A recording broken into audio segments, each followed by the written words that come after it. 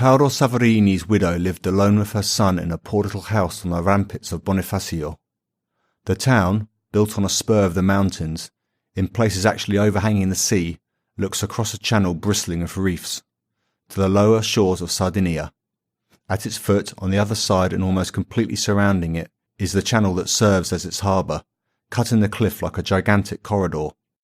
Through a long circuit between steep walls, the channel brings to the very foot of the first houses the little Italian or Sardinian fishing boats, and every fortnight the old steamboat that runs to and from Ajaccio. Upon the white mountain the group of houses form a whiter patch still. They look like the nests of wild birds, perched so upon the rock, dominating that terrible channel through which hardly ever a ship risks a passage. The unresting wind harasses the sea and eats away the bare shore, clad with a sparse covering of grass. It rushes into the ravine and ravages its two sides. The trailing wisps of white foam round the black points of countless rocks that everywhere pierce the waves look like rags of canvas floating and heaving on the surface of the water. The widow Savarini's house held for dear life to the very edge of the cliff. Its 3 windows looked out over this wild and desolate scene. She lived there alone with her son Antoine and their little bitch Similante, a large thin animal with long shaggy hair of the sheepdog breed. The young man used her for hunting. One evening, after a quarrel, Antoine Savarini was treacherously slain by a knife thrust from Nicholas Ravorati, who got away to Sardinia that very night. When his old mother received his body, carried home by bystanders, she did not weep, but for a long time stayed motionless, looking at it. Then, stretching out her wrinkled hand over the body, she swore vendetta against him. She would have no one stay with her, and shut herself up with the body, together with the howling dog. The animal howled continuously, standing at the very foot of the bed, her head thrust towards her master, her tail held tightly between her legs. She did not stir, nor did the mother, who crouched over the body with her eyes fixed steadily upon it, and wept great silent tears. The young man, lying on his back, clad in his thick serge coat with the hole torn across the front, looked as though he slept, but everywhere there was blood. On the shirt, torn off for the first hasty dressing, on his waistcoat, on his breeches, on his face, on his hands. Clots of blood congealed in his beard and in his hair.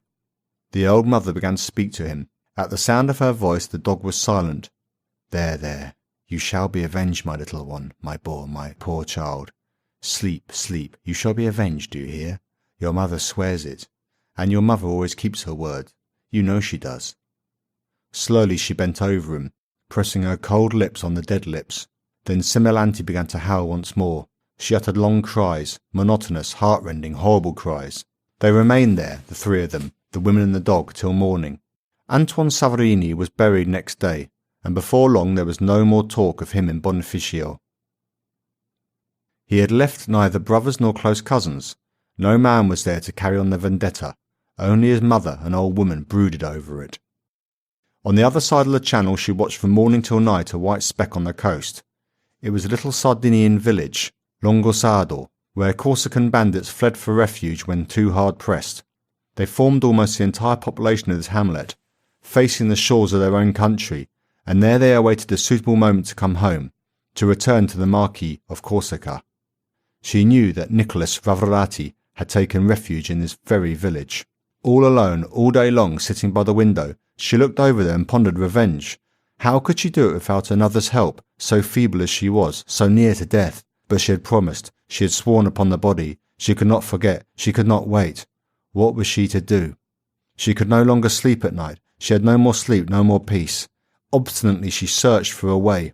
The dog slumbered at her feet and sometimes, raising her head, howled into the empty spaces. Since her master had gone, she often howled thus, as though she were calling him, as though her animal soul, inconsolable, had retained an eternal memory of him.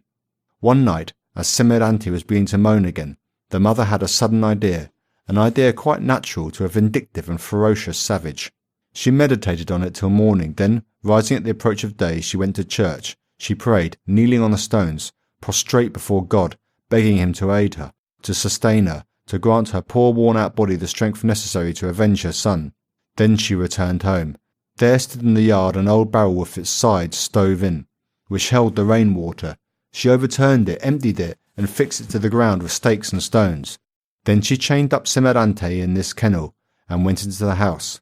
Next she began to walk up and down her room, taking no rest, her eyes still turned to the coast of Sardinia. He was there, the murderer. All day long and all night long the dog howled. In the morning the old woman took her some water in a bowl, but nothing else, no soup, no bread. Another day went by. Semerante, exhausted, was asleep. Next day her eyes were shining, her hair on end, and she tugged desperately at the chain. Again the old woman gave her nothing to eat. The animal, mad with hunger, barked hoarsely. Another night went by. When day broke, Mother Savarini went to her neighbour to ask him to give her 2 trusses of straw. She took the old clothes her husband had worn and stuffed them with the straw into the likeness of a human figure. Having planted a post in the ground opposite Semerante's kennel, she tied a dummy figure to it, which looked now as though it were standing. Then she fashioned a head with her roll of old linen. The dog, surprised, looked at the straw man and was silent, although devoured with hunger. Then the woman went to the pork butcher and bought a long piece of black pudding.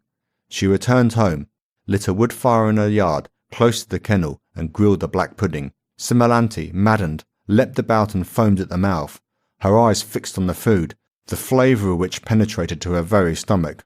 Then with the smoking sausage the mother made a collar for the straw man. She spent a long time lashing it round his neck, as though to stuff it right in. When it was done she unchained the dog. With a tremendous bound the animal leapt upon the dummy's throat, and with her paws on his shoulders began to rend it. She fell back with a piece of the prey in her mouth, then dashed at it again, sank her teeth into the cords, tore away a few fragments of food, fell back again, and leapt once more, ravenous. With great bites she rent away the face, and tore the whole neck to shreds. The old woman watched, motionless and silent, a gleam in her eyes.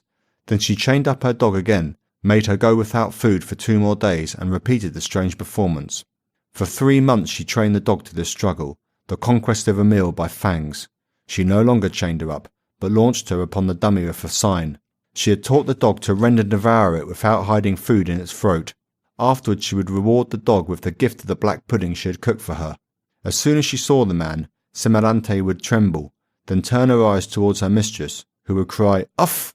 in a whistling tone, raising her finger. When she judged that the time was come, Mother Savarini went to confession and took communion one Sunday morning with an ecstatic fervour. Then, putting on a man's clothes, like an old ragged beggar, she bargained with a Sardinian fisherman, who took her, accompanied by the dog, to the other side of the straits. In a canvas bag she had a large piece of black pudding.